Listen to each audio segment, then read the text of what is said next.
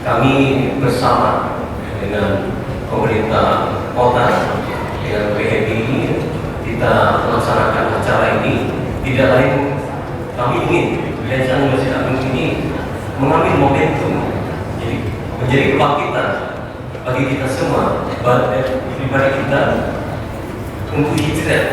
Kalau Rasulullah mencontohkan dari perjuangan yang khas di Mekah, yang mencoba mencari tempat yang lebih baik untuk berjuang kembali, dan kita karena sama-sama penting.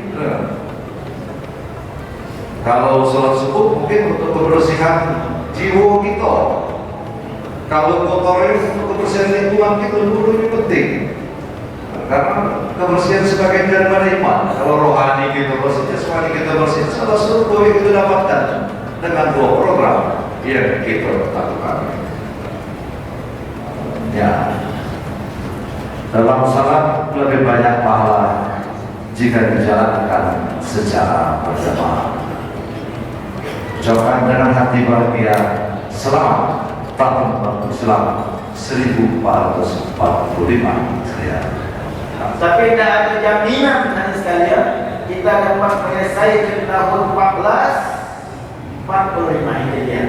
Bisa jadi, dan ini tidak mustahil kalau tahun 1445 Hijriah ini adalah tahun kematian kita.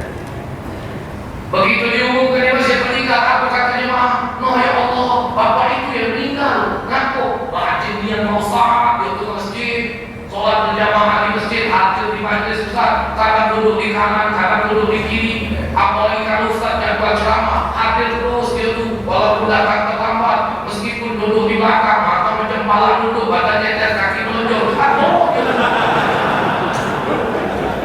jadi tak ada siapa nak duduk jender. Subhanallah. Berarti ya Allah, biarpun kami singkat dalam pertemuan ini, mudah-mudahan ya Allah bermanfaat dengan kami. Selamatkan kami sehingga kami bersama dengan Nabi kami Nabi Muhammad nanti dalam surga ya Allah. Kami bersama berkumpul di dalam surga. Amin ya Rabbal Alamin. Untuk selalu mensucikan Allah, untuk selalu bertasbih kepada Allah, untuk selalu memuji Allah.